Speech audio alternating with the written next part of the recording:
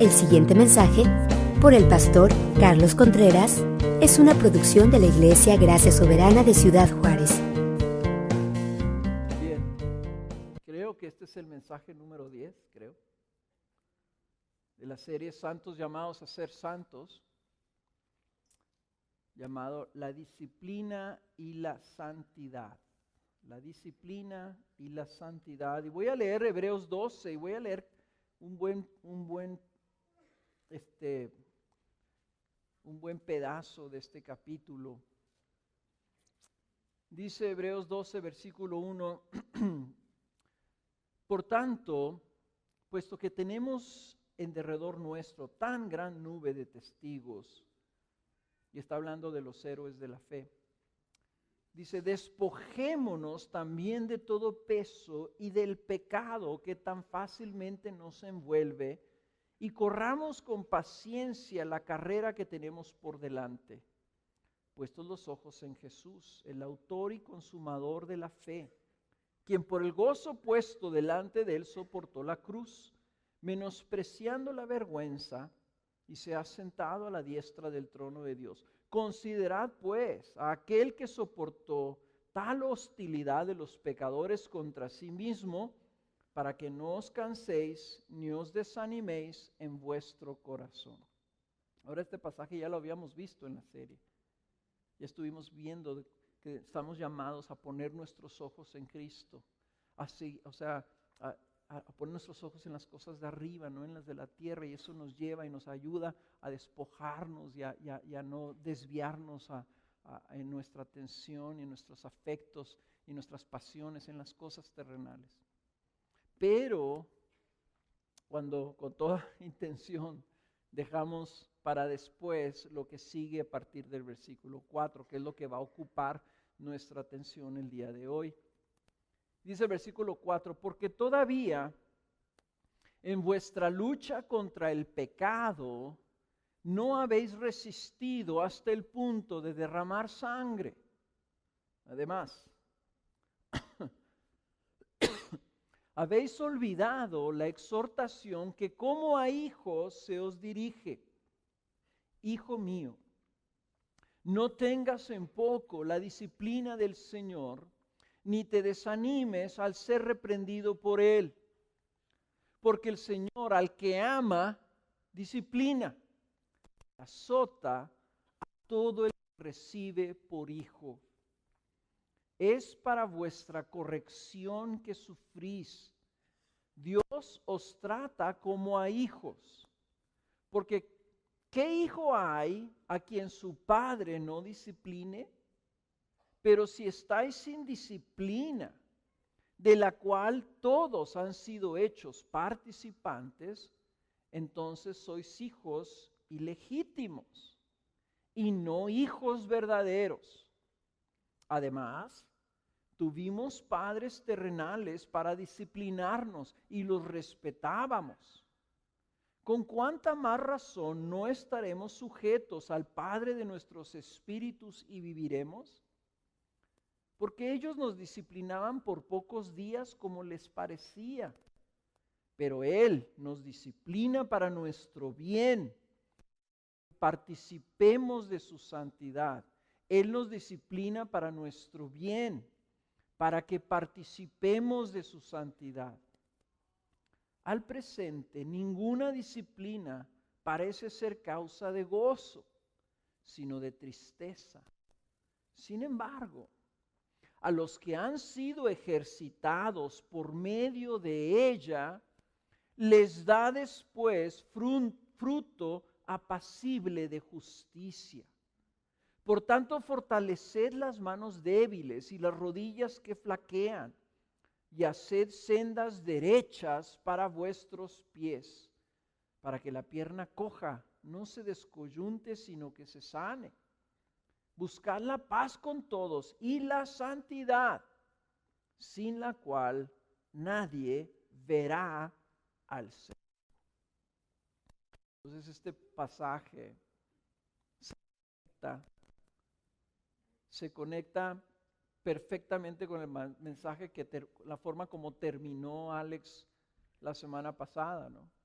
Una de las grandes motivaciones para buscar la santidad es que precisamente veremos al Señor. Que bienaventurado el de corazón limpio y puro, porque ellos verán al Señor. Y aquí nos está diciendo lo contrario. Sin santidad nadie verá al Señor. O sea, si nosotros lo que queremos es mantener una relación de comunión íntima con Dios, necesitamos caminar en santidad, ¿verdad? ¿Qué quiere el Señor de nosotros? Pues lo que quiere el Señor es mantener esa relación de comunión. Quiere que estemos cerca con Él, que le sigamos, que tengamos esa relación íntima con Él.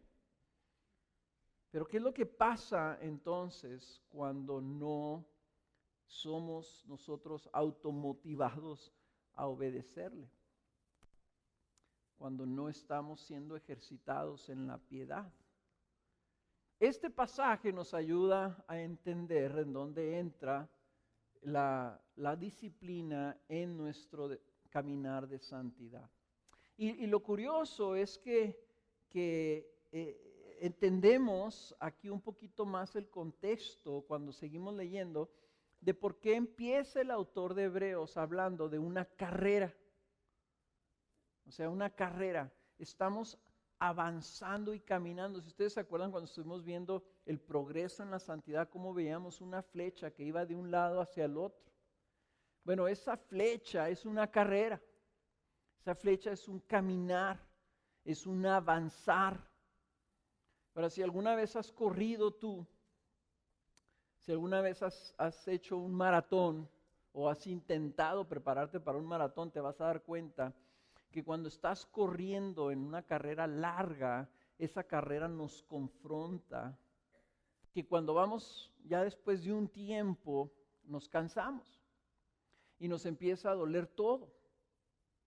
Los maratones son carreras que te producen un gran dolor físico. Nadie corre un maratón sin sentir nada. Los pies, las rodillas, la espalda, todo te empieza a doler y que es un dolor tremendo, ¿verdad? A mí yo nunca he sentido ese dolor, yo me canso antes de llegar al dolor, ¿verdad?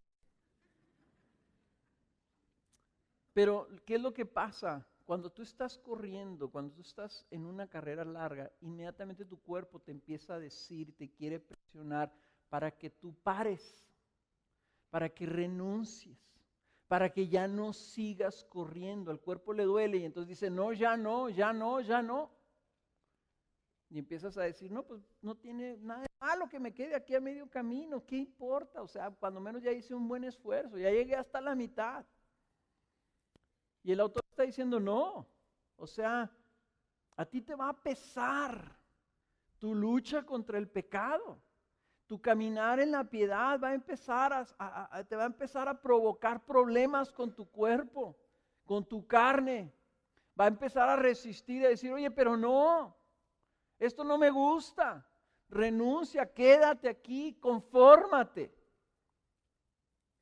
Y dice que no lo debemos hacer. Inclusive dice, nosotros aún en nuestra lucha contra el pecado no hemos resistido aún hasta el punto de derramar sangre. Me acuerdo de esa carrera histórica de aquel hombre que se cayó corriendo, no sé si eran los 10,000 metros, ya no me acuerdo qué carrera era, y se cayó a medio camino. Y así todo ensangrentado, todo raspado, ¿verdad? Continuó cojeando hasta que llegó, o sea, después de horas que habían llegado los demás, entró él. Y se hizo un evento histórico porque este hombre sangrando no renunció, sino que siguió hasta el final. Bueno, nosotros, hermanos, no hemos derramado sangre por nuestros pecados. Pero nos está diciendo aquí el autor, pero si tuvieras que derramar sangre, valdría la pena que tú sigas luchando contra el pecado hasta ese punto. Entonces, Dios, por medio del mensaje excelente de Alex, nos mostró que tenemos grandes motivaciones para buscar la piedad y la santidad. Pero ¿qué pasa cuando nuestro cuerpo nos empieza a decir, no, ya no quiero, Ya renuncia, ya ahí deja, ya eres un buen cristiano, ¿verdad? Eres mejor que los demás. Ya no te esfuerces tanto. ¿Qué tanto es tantito? No seas exagerado, no seas un fanático. Y empezamos a escuchar estos argumentos y a veces, hermanos, no respondemos al llamado bíblico, sino que nosotros le escuchamos a nuestra carne. Y lo que nos saca, lo que nos detiene es ese peso. Y aquí menciona el peso de nuestros pecados. Menciona algo que andamos cargando y lo que nos pesa es nuestra carne con sus deseos y sus pasiones. Y ese peso es lo que nos lleva a renunciar. Y desgraciadamente, ¿verdad? Desistimos o dejamos o a veces no escuchamos el llamado del Señor a caminar en santidad y caemos en desobediencia y rebelión. Ahora, retomando el ejemplo que usaba Alex del árbol plantado a la orilla del agua. Y él decía, es como si pusiera el Señor una cerca a nuestro alrededor, diciendo, ustedes mientras estén aquí van a estar siendo alimentados por este río, por esta agua que va a estar aquí. Tú vas a crecer y vas a prosperar y vas a avanzar, no te brinques. Les decía, imagínate un árbol que camina. Bueno, pues yo no les voy a decir, imagínense un árbol que camina, imagínense un borrego, ¿verdad?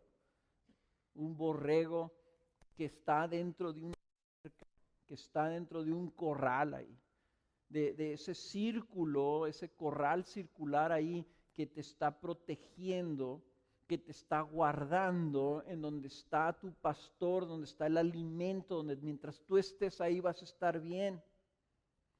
Pero esos borregos tienden a quererse brincar. Cuando nosotros desistimos de la carrera, desistimos y le damos entonces cabida al pecado.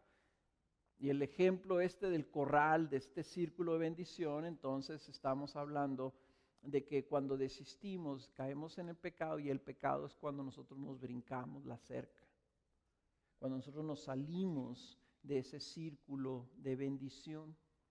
Cuando nosotros rehusamos permanecer en el camino de la santidad.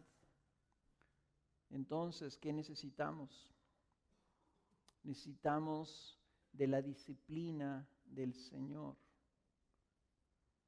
Piensen ustedes, aquí este pasaje habla de que somos hijos de Dios y hemos repetido tanto esto, ¿verdad? Que somos escogidos por Dios, santos y amados como hijos de Dios.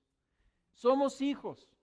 Entonces dice Dios, ok, si eres hijo, no hay hijo cuyo padre que ama no discipline. No existe, no debe existir. Si un padre ama a su hijo, lo va a disciplinar, lo va a corregir. Es una muestra de amor. Inclusive Proverbios dice que el padre que no corrige a sus hijos lo está maldiciendo. Entonces, ¿qué hacemos nosotros cuando nuestros hijos rehúsan seguir por los caminos correctos que les marcamos? ¿Qué hacemos cuando nuestros hijos desobedecen las instrucciones que les damos para su propio bien? Los corregimos. ¿Qué hace el Señor con nosotros? Nos corrige también cuando nosotros desobedecemos. Este ejemplo que daba Alex del cerco a nuestro alrededor, el doctor Tripp también nos lo ilustra diciendo, imagínate que hay un círculo, una zona, un corralito, un lugar en donde viene la bienaventuranza de Dios. Y vamos a llamarle ese círculo, el círculo de la bendición, como lo marca él.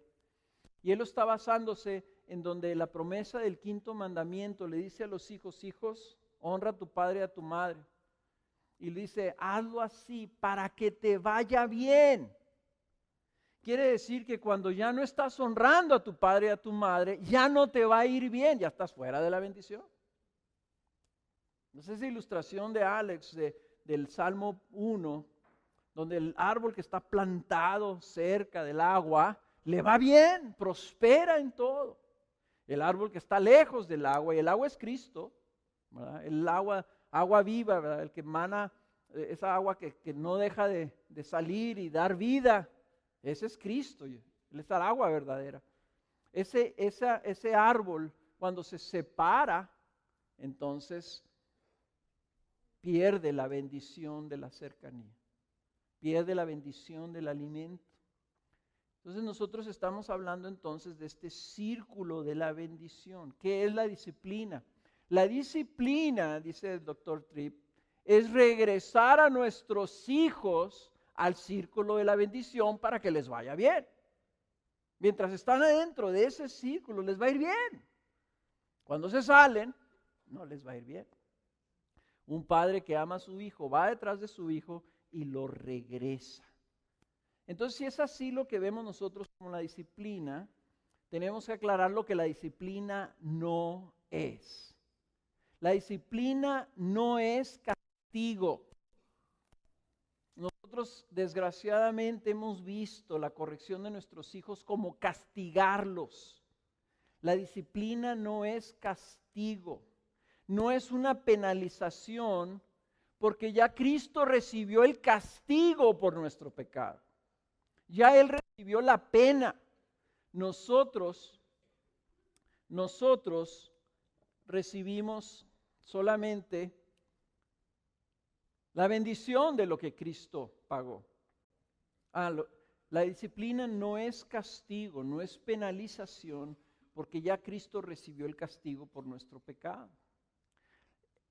Cuando nosotros corregimos a nuestros hijos, pero nuestra idea es castigarlos, lo que estamos haciendo en sus mentes es una cosa incorrecta.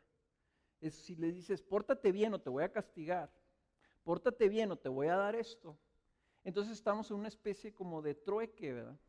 Te portas bien, te doy un premio, te portas mal, te doy un castigo. Y lo que les estás enseñando es que así funciona Dios, y Dios no funciona así. La Biblia enseña inclusive lo contrario. Te portas mal, Cristo te salva. Eres un infeliz, eres un ingrato, eres un malvado. Cristo muere por tus pecados para redimirte y rescatarte. Caramba, es al revés. ¿Cristo vino a salvar a quién? ¿A los justos? No, Cristo vino a salvar a los pecadores. Te portas mal, ¿y qué hace Cristo? Tiene compasión de ti. Ese es el evangelio. Es lo contrario a lo que nosotros estamos haciendo cuando le decimos a los hijos, pórtate bien y vas a recibir bendición, pórtate mal y vas a recibir maldición. Te voy a castigar. ¿Saben qué? No es castigo la disciplina, es redención, es rescate para que estés en la zona donde te va a ir bien. Si tú caminas bajo la cobertura de Dios, en sumisión a Dios, te va a ir bien. Entonces la disciplina no es venganza de Dios, no es una expresión de su ira. Pues dice la Escritura, nosotros ya no somos hijos de ira, éramos anteriormente, donde dice en Efesios 2, éramos por naturaleza hijos de ira igual que los demás, pero Dios, que es rico en misericordia, por causa de su gracia, con que nos amó, nos salva y nos da vida a pesar de nuestros delitos y pecados. Entonces, no es ira. Nosotros no somos rechazados por Dios, no somos el objeto de su desprecio. Somos hijos escogidos, santos y amados. El ser humano, desgraciadamente, cuando nuestros hijos no nos obedecen, nos enojamos y les gritamos y los castigamos a veces en ira. Esa no es disciplina, hermanos. Eso es venganza. Si tú corriges a tu hijo en ira, estás queriéndote vengar de él porque no te hizo caso. Eso no es disciplina, eso no es corrección, eso es desquite.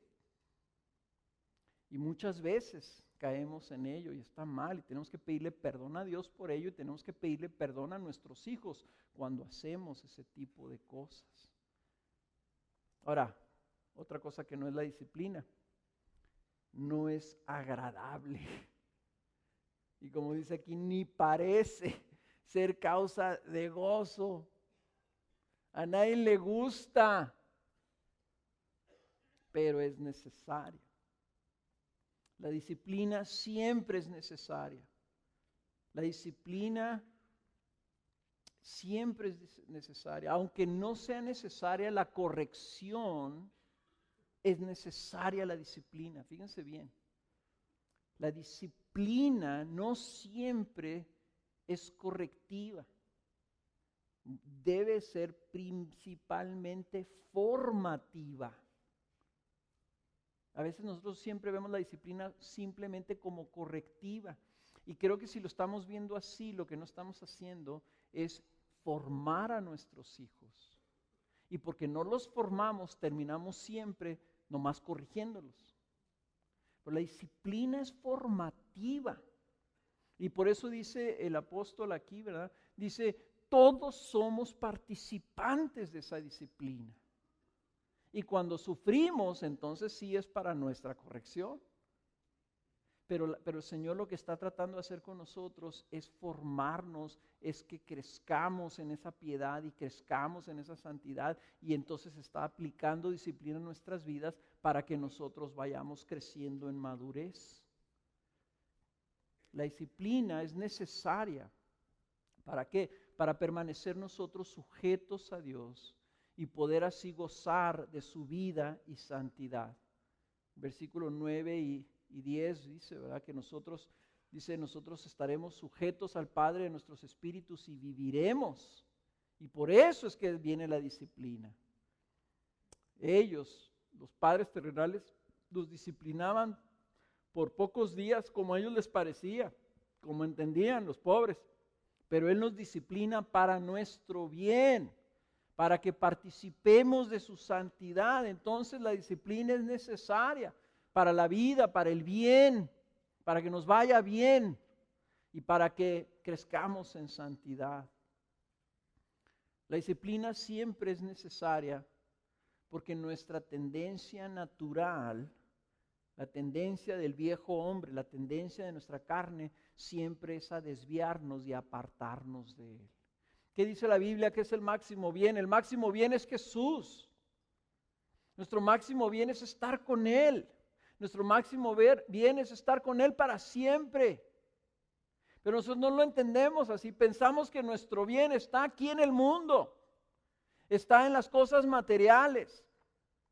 Y entonces desechamos el máximo bien por otras cosas más chafas. Y como Alex me recordaba esta semana, como dice Jeremías 3, ¿verdad?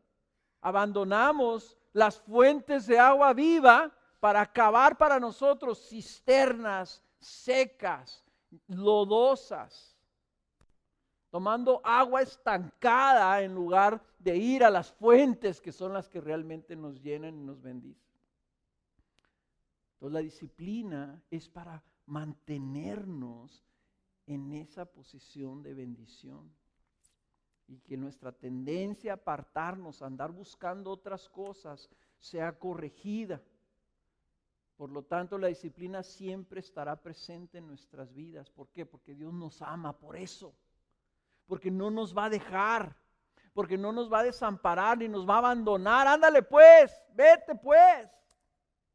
Haz lo que tú quieras, aunque te vaya mal, aunque te vayas de boca ya en un despeñadero. Claro que no.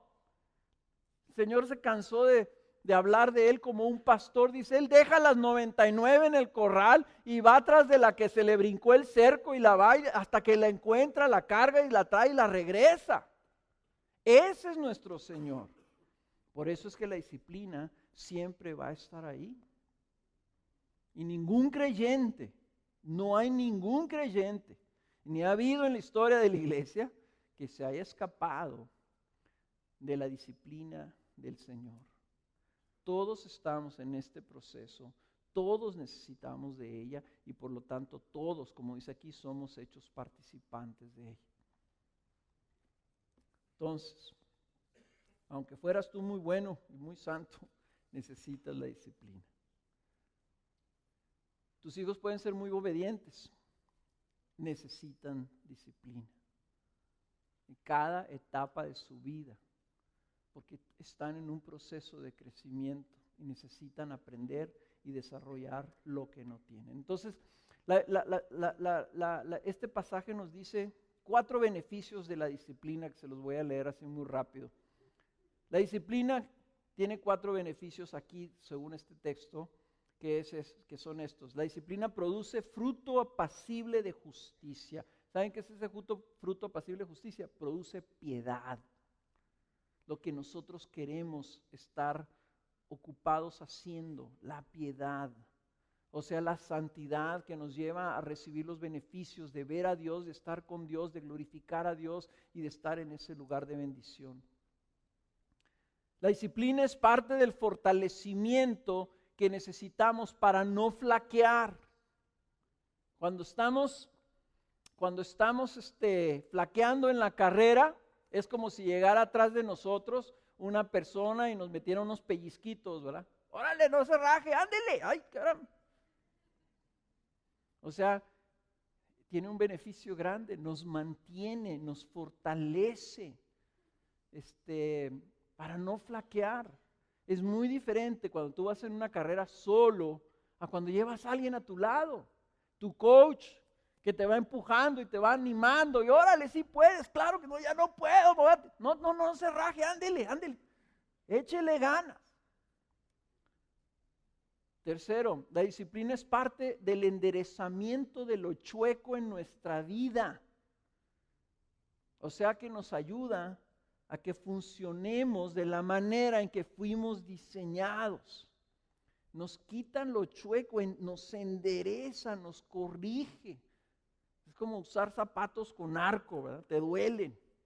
O usar alguna, ¿cómo se dice? Un brace, ¿verdad?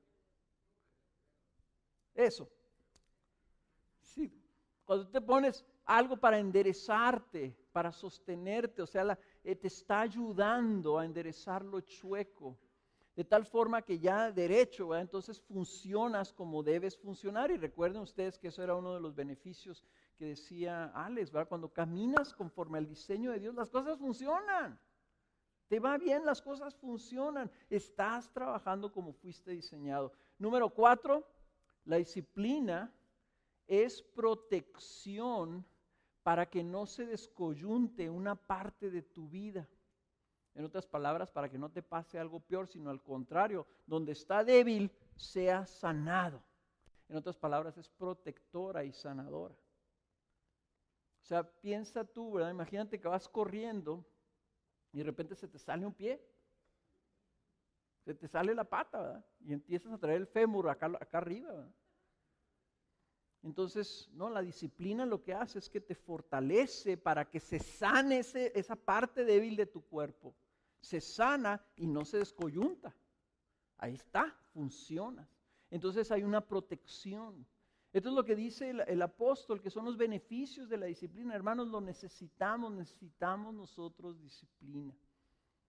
Ahora, si esto está basado en la disciplina, y fíjense cómo lo voy a decir y luego lo voy a corregir, parece como que esto está basado en la disciplina de los padres a los hijos, ¿verdad? Y si nuestros padres nos disciplinaban y los respetábamos, dice, ¿cuánto más Dios? Pero es al revés. La disciplina que el Señor nos llama que nosotros tenemos que llevar a cabo con nuestros hijos está basada en la disciplina que el Señor tiene con nosotros. O debe estar, de ahí se deriva. Es como el matrimonio. El matrimonio lo inventó Dios y lo instituyó el Dios para que reflejara algo de Él, el amor de Cristo por su iglesia. La disciplina del Padre al Hijo debe de reflejar al mundo la disciplina que el Padre Celestial tiene sobre sus hijos.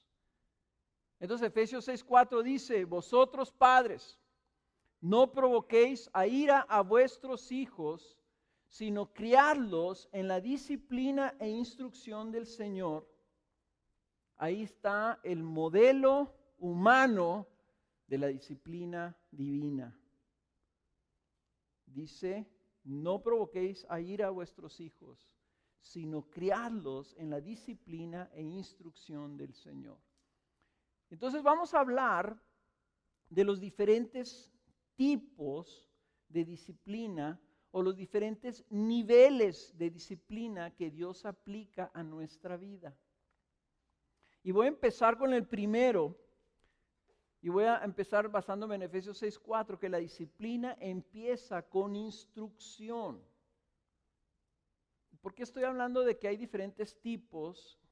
Lo van a ver ustedes, son como diferentes maneras de que Dios trata con nosotros, pero también son diferentes etapas, porque la disciplina es progresiva. La disciplina, tú no empiezas con la vara. ¿Empiezas dónde? Empiezas con la instrucción. Nunca se empieza con corrección, porque es completamente injusto que se corrija lo que no se ha instruido. ¿En dónde empieza la santificación, hermanos? En la renovación de nuestra mente, en la instrucción que viene por medio de la palabra. La instrucción es parte de la disciplina. Es como cuando una mamá, cuando Kena, por ejemplo, Kena, mi esposa, se propuso enseñarle a las niñas cuando estaban chiquitas a que empezaran a recoger sus juguetes. Pues las niñas nunca habían recogido sus juguetes, ¿verdad? Pero cuando ya vio Kena que ya tenían capacidad de entender instrucciones, ella fue con ellas al cuarto y les instruyó, y no me acuerdo si teníamos un cajón o qué teníamos ahí donde guardaban los juguetes. Y entonces ella fue con ellas y dijo, ok, vamos a jugar y ahora vamos a guardar los juguetes. ¿Qué significa esto de guardar los juguetes, mamá? Pues significa que tú tomas tu juguete, mira, agárrelo con su manita. No quiero, sí, agárrelo con su manita. Ahora camina para acá, ve este cajón, levanta la tapadera y lo echa ahí adentro. A ver, ahora vamos a hacerlo otra vez. Agarra su juguete, levante acá y lo echa. A base de estar instruyendo y estar enseñando, las niñas entendieron claramente qué significaba la instrucción. Hijas, recojan sus juguetes. Antes no lo sabían, ya lo saben. Entonces después empieza la instrucción de decir, ahora, cuando yo te diga, recoge tus juguetes, lo tienes que ir a hacer. Y siguen las siguientes etapas de la disciplina. Pero empieza con instrucción. Nosotros instruimos a nuestros hijos o debemos instruir a nuestros hijos en todo aquello que queramos que ellos sigan. Si no has instruido, no puedes corregir. Si no has instruido, no puedes corregir lo que no hayas instruido. Entonces, esto es muy sencillo, todos lo entendemos. Debemos de crear a nuestros hijos en la instrucción del Señor. Tenemos que estar instruyendo, y ahorita ustedes están siendo instruidos. Cuando leen su palabra están siendo instruidos. Cuando dialogan ahí en el grupo de casa están siendo instruidos. ¿Ok? Pero no se queda ahí la disciplina. Pasamos al segundo nivel, segunda etapa o segundo tipo. La disciplina avanza de la instrucción, ¿a dónde? A la advertencia o exhortación. Advertencia, o podríamos decir, y exhortación. ¿Ok? Noten que aún este paso es verbal. Y lo que está sucediendo aquí es que ya está habiendo una apelación a la conciencia de que no se está aplicando la verdad a nuestras vidas. Ya se nos está ayudando a que veamos que hay una instrucción y que nuestra vida no se sujeta a esta instrucción. O sea, hay una instrucción de parte de Dios de decir, camina así y nosotros vamos en esta otra dirección para allá. Entonces, ¿qué necesita ver? Necesita ver una comparación, necesita ver una advertencia, necesita ver algo donde venga y se nos señale que hay que enderezar el camino. En otras palabras, hija, ¿qué pasó? Porque fui a tu cuarto y todavía están tirados los juguetes. O sea, ya entra una advertencia, ya está una apelación a la conciencia. Aquí es cuando Dios ya nos empieza a redarguir y nos empieza a mostrar en nuestra conciencia algo está mal. Ya nos estamos dando cuenta, andamos mal, estamos ofendiendo a Dios, estamos desobedeciendo a Dios. Esto es cuando Dios está tomando el tiempo para llamarte la atención, para decir, ¡hey! Pon atención, algo aquí vas en una dirección. Si está el pastor con sus ovejas y están todos aquí, de repente ve a una que se le empieza a ir rumbo a la cerca. El pastor lo primero que hace es, ¡hey! ¡Hey! ¡Vete! ¿Dónde vas? ¿Qué andas haciendo allá? ¡Hey! ¡Venga! Y tú empiezas a escuchar ese llamado. Ahora, ahí ya hubo instrucción y está viendo la advertencia, está viendo el llamado a volver, está viendo la llamada de atención. Está viendo la advertencia de que no debes de seguir así. ¿Qué es lo que el padre desea de sus hijos cuando lo exhorta o cuando le advierte? ¿Qué quiere el padre? No quiere nomás, hijo, pues estoy viniendo porque ya te toca la segunda etapa de la disciplina, ¿verdad? Entonces te toca que te advierta, te estoy advirtiendo, por favor, porque pues realmente mi meta es llegar hasta la quinta. No. ¿Qué es lo que queremos como papás? Hijo, ya te instruí, ya te pedí, te estoy diciendo que esto es bueno y te estoy diciendo que esto es necesario. Por favor, hazme caso. Eso es lo que queremos los papás. Hijo, hazme caso. Y nuestros hijos están diciendo, nomás nos ven así. A lo mejor los que están atrás no saben el tipo de caras, pero si son adolescentes, le hacen así. Ay, mamá. Levantan los ojos o hacen muecas. Ay, dale puesto, va a hacer caso. Ya, ¿no? Ya no me sermones, ya no me adviertas, ya no me exhortes. ¿Pero qué dice Proverbios 13:1?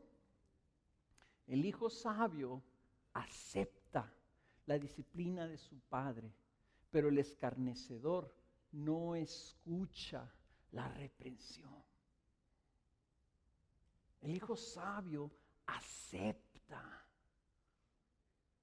la disciplina de su padre, pero el escarnecedor no escucha la reprensión. Hermanos, lo más triste como pastores que vivimos es cuando advertimos a las personas, exhortamos a las personas y las personas no escuchan. Lo más triste como padre, lo más desalentador como padre es cuando advertimos a nuestros hijos y nuestros hijos no escuchan la reprensión. La buena noticia es que si escuchamos, nos damos cuenta que estamos mal y respondemos, volvemos a la bendición. Los hijos sabios responden. Pero si no respondemos, nos acercamos a la necesidad de que la disciplina aumente. Nosotros somos los responsables de que la disciplina no se quede ahí. Nosotros somos los responsables de que se avance en el proceso de disciplina. Ahí podría quedarse, hermanos. ¿Verdad? Si escucháramos y aceptáramos. Entonces, ¿cuál es el tercer paso o el tercer tipo o la tercera etapa de la disciplina? La disciplina de la resistencia. está el pastor, están sus ovejas. Se le va una ovejita, empieza ya, hey, ven para acá, ¿a dónde vas? ¿A dónde vas? Y empieza ya a ver cómo están estas, porque esta ya se me hace que ya va para allá. Si ya le está hablando y no responde, ¿qué hace el pastor? El pastor va y se le pone enfrente. ¿Dónde vas? ¿Qué pasó? Se le pone enfrente. Nomás piensen ustedes, un niño chiquito. Hijo, no te sueltes de la mano. Y chavito terco, se suelta. No te sueltes. No vayas allá a la orilla de la banqueta. Hijo, ven para acá. No hace caso. ¿Qué hace el papá? Se le pone enfrente. Ahora ustedes piensan que es mi idea. Escuchen lo que dice Santiago capítulo 4, versículo 6, un pasaje que todos ustedes ya conocen porque ya lo vimos. Dice, pero Él da mayor gracia. Por eso dice, Dios resiste a los soberbios, pero da gracia a los humildes. Por tanto, someteos a Dios. Resistid pues al diablo y huirá de vosotros. Acercaos a Dios y Él se acercará a vosotros. Limpiad vuestras manos, pecadores, y vosotros de doble ánimo, purificad vuestros corazones, afligíos, lamentad y llorad, que vuestra risa se torne en llanto y vuestro gozo en tristeza. Humillaos en la presencia del Señor y Él os exaltará. Lo que está diciendo aquí el Señor es que el Señor tiene una estrategia específica, una manera de tratar con nosotros cuando no escuchamos la advertencia y la exhortación verbal de Él. ¿Qué es lo que viene a nuestras vidas? Viene la resistencia del Señor. Viene el viento en contra. Viene la oposición. Ya no hay facilidad, ya no hay el favor de Dios. Empieza a haber una pesadez y una dificultad. Estás empujando contra algo. Esto es cuando ya vamos rumbo a la cerca con toda la intención de brincar la cerca. Dios nos está resistiendo porque Dios resiste a los soberbios. ¿Y quién es el soberbio? El que piensa que le va a ir bien si desatiende la voz de Dios. ¿Qué mayor soberbia no hay que esa? Que tú pienses que puedes ir en contra de la voluntad de Dios y te va a ir bien. Entonces no solamente es soberbia, es insensatez. Pero desgraciadamente, la soberbia es cuando tú te levantas y te pones al mismo nivel de Dios. Dios dice esto, sí, pero yo digo esto. Entonces, ¿qué hace Dios? Dios te resiste. Dios te resiste. Entonces estamos caminando y encontramos, ¿verdad?, algo en nuestra contra. ¿Y saben qué está pasando? Y algo que tenemos que estar muy conscientes. Por ahí he escuchado yo esto, ¿verdad?, de algunos hermanos que dicen, ay, es que Dios me tiene bien consentido. Eso es falso, hermanos. Dios nunca va a consentir a sus hijos. Dios no consiente a sus hijos. El consentir a sus hijos es una maldición. El consentir a tus hijos significa que tú premias a tus hijos cuando deberías estarlos resistiendo.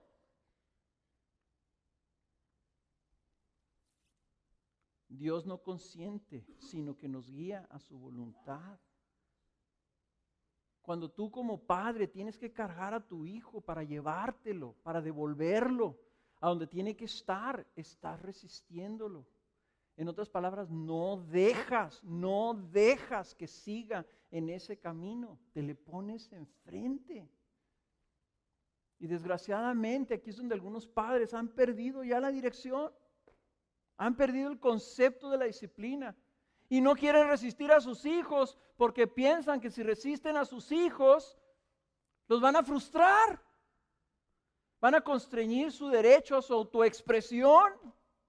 No, pues ¿cómo? Pues es que mi hijo quiere que yo le compre una computadora, pues se la tengo que comprar, porque pues, pobrecito. ¿Cómo que pobrecito? Tu hijo necesita que alguien se le ponga enfrente y le diga no. No que estés tú ahí para satisfacerle todos sus deseos. Se va a frustrar. Pues no se va a frustrar, se va a frustrar cuando se encuentre que nunca fue formado, que nunca fue instruido y nunca fue corregido, y después va a cosechar todas las consecuencias. Y va a decir: papá, ¿por qué nunca me dijiste? ¿Por qué no me resististe? ¿Por qué no te pusiste delante y me dejaste que siguiera yo en mi necedad? Y va a tener razón en reclamarte eso.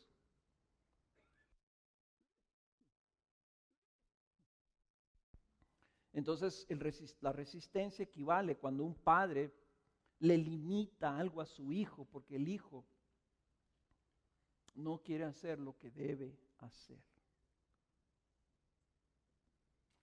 Yo me acuerdo que en una ocasión, ¿verdad?, uno de mis hijos no quería orar para darle gracias a Dios. Le dije: ok, en esta casa todo lo que tenemos lo hemos recibido de Cristo. Y en esta casa, que es mi casa, el que no le dé gracias a Dios no va a comer en mi casa. Y tuvimos que retirar la comida a mi hijo. Entonces, cómo eres cruel. Pobrecito, pobrecito, que crezca su vida sin reconocer a Dios. Pobrecito, sí. ¿Saben cuánto se tardó sin quererle dar gracias a Dios? No me acuerdo, otro amigo, ¿verdad?, que encontró que sus hijos estaban quejando de la comida que hacía su mamá. Y dijo: ok, de aquí en adelante vamos a comer todos los días, 3 veces al día, arroz y agua.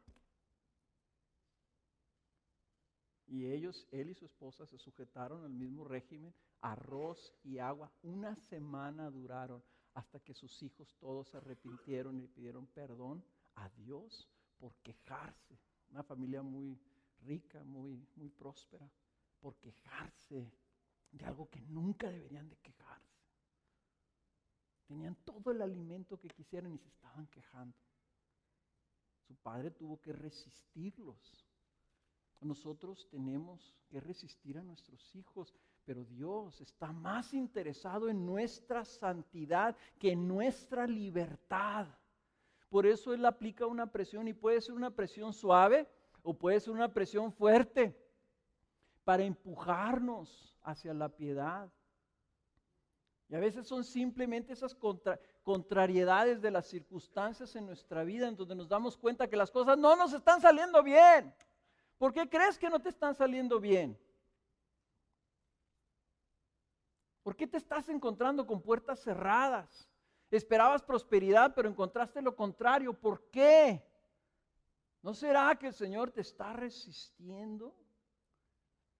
Tal vez necesites examinar si Dios te está resistiendo porque no atendiste su exhortación que Él trajo a tu vida.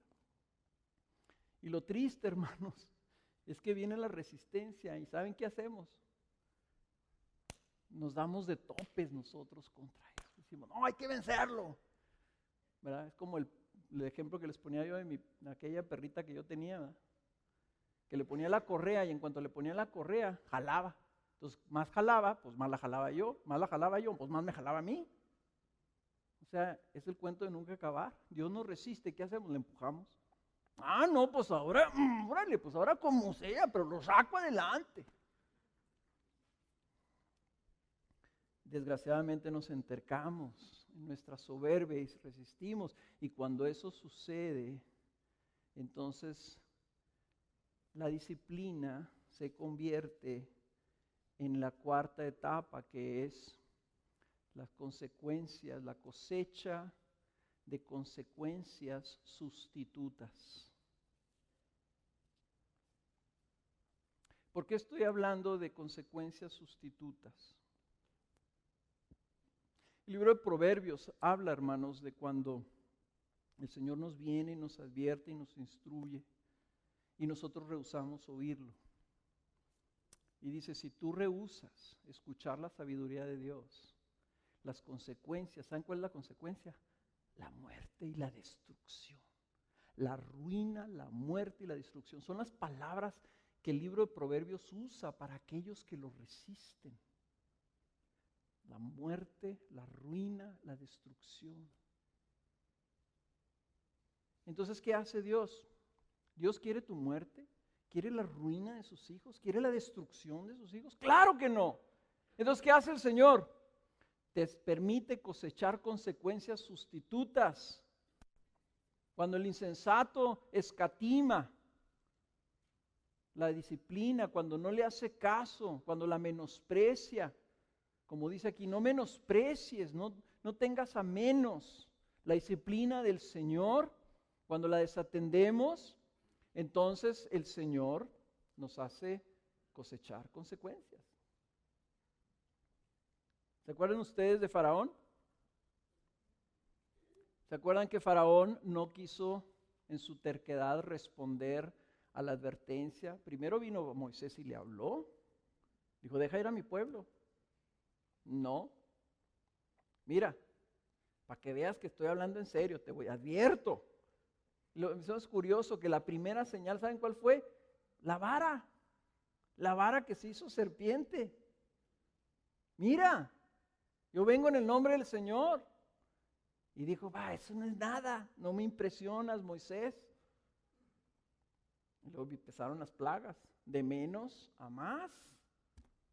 Y empezó a haber consecuencias a su resistencia. Díganme qué era mejor, que hubiera sapos en todo Egipto o que se murieran todos los primogénitos. ¿Los sapos? ¿Cuál es la consecuencia de resistir a Dios? La consecuencia es que ahí en el fondo del mar Rojo estaba todo el ejército de Faraón, todos sus caballos, todo su armamento. Ahí está enterrado.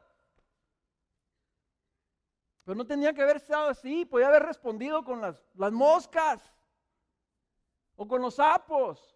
Y si después ya dices, bueno, pues es que era medio terquecillo, bueno, pues oye, está lloviendo lumbre. ¿Qué más quieres? Se fijan, son consecuencias sustitutas. Y esta disciplina se vuelve necesaria cuando caemos en una actitud como pecadores de decir, no, pues al cabo no pasa nada, no va a haber consecuencias. ¿Qué pasa cuando tus hijos, hijo, recoge tu cuarto? Sí, mamá, ahí voy. Hijo, ¿ya recogiste tu cuarto? Sí, mamá, ahí voy. Hijo, por favor, recoge tu cuarto. Ahí voy, mamá, ahorita, ahí voy ya. ¿Qué está diciendo tu hijo? No hay consecuencia. Yo le puedo decir a mi mamá 1000 veces, ahí voy, y no pasa nada. Dios dice, no, sí pasa algo, viejo. Sí pasa. Y entonces empieza a haber consecuencias. Nomás que hay dos tipos de consecuencias. La final, la inevitable, y las consecuencias alternas que Dios sustituye en su amor para evitar que nos suceda algo peor. ¿Ok? O sea, son dolores menores, son dolores remediables, son cosas donde puedes cambiar y algo sucede, la disciplina se torna en bendición. Es como cuando el niño está y le dice a la mamá, mi hijo, no te acerques a la estufa. Y el niño dice, ¿por qué no? Yo quiero acercarme a la estufa. Niño, no te acerques a la estufa. Te le pones enfrente, no te acerques a la estufa. Te descuidas tantico y ahí va el niño. Entonces tú ya lo dejas, ándale pues. Y el niño agarra la estufa y se quema, ¡ay! Grita. Y tú dices, qué bueno que le pasó. Porque de esa manera se está dando cuenta que el fuego quema. ¿Qué estás tratando de evitar? Estás tratando de evitar que el niño se enamore del fuego y un día se prenda vivo. Estás enseñándole que le tenga miedo al fuego. Se queman los dedillos ahí, ¿verdad? Le pones pomada y a los 3 días se le quita. Pero eso es mejor a que se queme vivo. Y es lo mismo que está haciendo el Señor con nosotros. Está permitiendo que suframos tal vez un contratiempo significativo. Tal vez hasta permita que te despidan del trabajo. Tal vez hasta permita que sufras un dolor físico o que sufras una pérdida dolorosa. Tal vez hasta permita que venga una persona que tú estimas y aprecias y venga y te reprenda seriamente y que tú sientas que pierdes ahí una amistad querida, apreciada. Estás siendo expuesto, estás siendo confrontado. Todas esas situaciones estás recibiendo. ¿Sabes qué está pasando? Estás recibiendo la vara del Señor. Esta etapa de la disciplina es cuando tú ya resististe, cuando tú ya pusiste limitaciones y tus hijos aún persisten en su necedad. Ya se hace necesaria la vara. Y Dios tiene una vara, nomás que su vara es bastante grande. Y tiene poder para intervenir en cualquier área de nuestra vida. ¿Y por qué digo que si pierdes tu trabajo es una consecuencia sustituta? Porque te está llamando la atención el Señor y puedes conseguir otro trabajo. No es el fin del mundo. Pero, o sea, el llamado es a que el dolor de Dios viene para que nosotros respondamos. Cuando esto sucede, ¿verdad? Desgraciadamente nosotros a veces no examinamos, no pensamos, vemos las consecuencias y lo que hacemos es que pateamos el piso. Sí, ¿por qué me pasan estas cosas? Y luego le echamos la culpa a otros más. No, pues me despidieron del trabajo, es culpa del patrón. Oye, pero te han despedido 5 veces. Lo que es 5 patrones más. Sí, es que me tienen mala idea todo el mundo. ¿Por qué será? También Dios tal vez te tenga mala idea. No, es que mi esposa, no, pues es que el patrón, no, pues es que este compañero, no, pues es que mis hijos, no, pues es que, o sea, buscamos razones por todos lados y no venimos humildes, Señor. Tienes mi atención. ¿Esto estará sucediendo porque no he puesto atención? Es la primera pregunta que debería venir a nuestras vidas. Ahora, aquí quiero nomás hacer un comentario bien rápido con respecto de la enfermedad física. ¿Puede Dios traer enfermedad a tu vida como una manera correctiva para que te arrepientas? Y la respuesta es sí. O sea, implícita está en los evangelios cuando el Señor libraba a personas enfermas que estaban oprimidas bajo el diablo, ¿verdad? ¿Por qué estaban oprimidas bajo el diablo? Porque el diablo tenía autoridad para oprimir personas. Porque el Señor les decía, sana, y mira, ve y no peques más. ¿Verdad? Santiago dice, está alguno enfermo, vayan con los ancianos y oren con ellos, confiesen sus pecados. Pero principalmente el apóstol Pablo lo enseña en los Corintios, dice, ¿por qué es que algunos de ustedes están enfermos? Dice, porque no están discerniendo el cuerpo de Cristo. Y algunos hasta están dormidos ya. Quiere decir, están tomando el cuerpo del Señor indignamente, sin darse cuenta que están tocando lo sagrado de Dios, tomando lo familiar, sin darse cuenta y sin analizar en su vida, ¿hay pecado? Dice, por eso es que algunos de ustedes están enfermos. Entonces, hermanos, puede ser hasta inclusive la enfermedad en tu vida. Es una manera de que el Señor llame tu atención. No siempre es así, más bien la mayoría de los casos no es así, pero puede ser que Dios está permitiendo que coseches esas consecuencias con tal de llamar tu atención. Por eso aprecio mucho yo el ejemplo que me dio Germán hace muchos años, que decía, Señor, cuando yo me empiece a desviar, te quiero pedir esta señal. Si yo empiezo a desobedecerte, trae enfermedad a mi vida. Dice, porque yo sé que inmediatamente yo voy a voltear hacia ti. No te esperes, Señor, es más, ni me resistas, ni me adviertas, de volada, que me enferme. Y me gustó, ¿verdad? Me gustó porque él decía, esto yo sé que esto luego me va a despertar. ¿Por qué? Porque siendo una persona sana, cuando se enferma, luego pregunta, Señor, ¿hay pecado en mi vida? Ay, ¿me estás llamando la atención a algo que no me he dado cuenta que te he estado resistiendo? O a lo mejor tú ya sabes.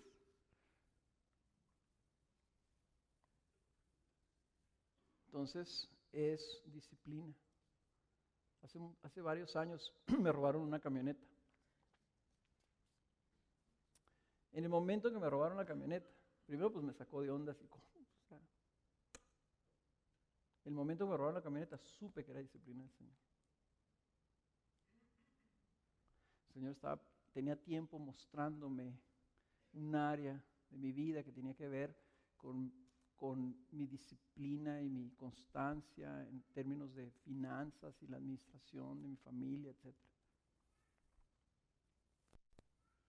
Me acuerdo que lo entendí claramente y dije, Señor, gracias. ¿Va bien? En bicicleta, Señor. 2 años.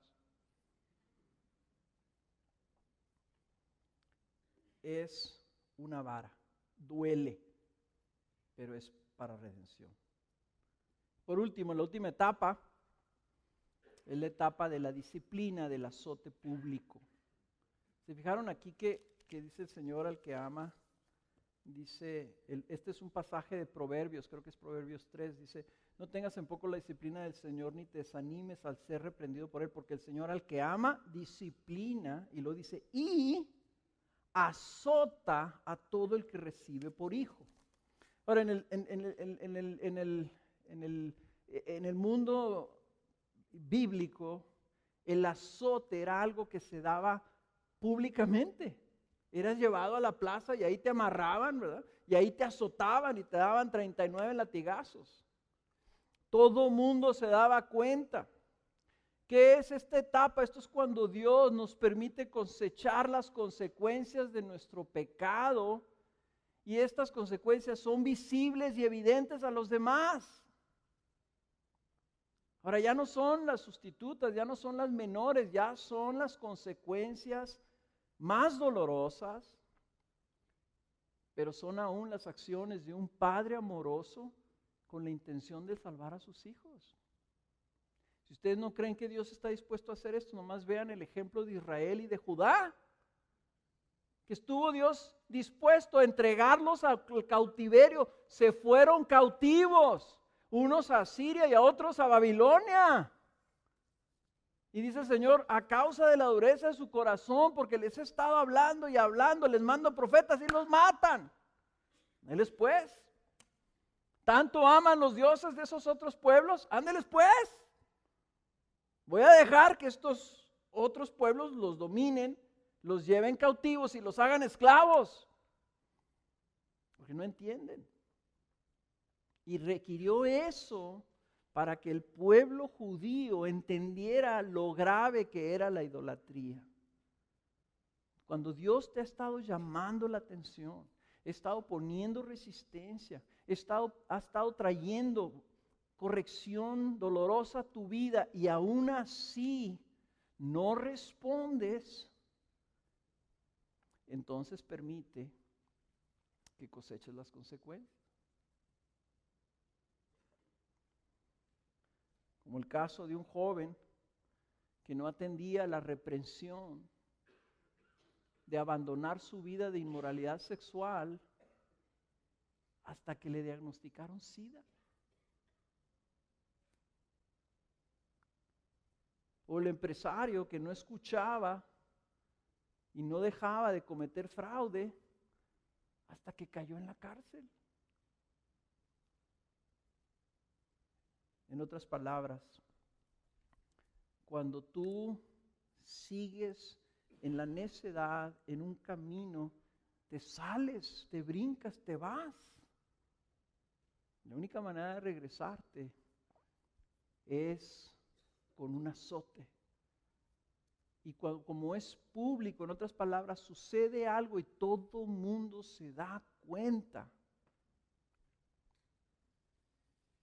Eso nos ayuda, porque al ponerse al descubierto nuestro pecado, ya no lo podemos justificar, ya se vuelve evidente a los demás, y eso ayuda a que el arrepentimiento venga, pues nos vemos forzados a la confesión y el reconocimiento del pecado.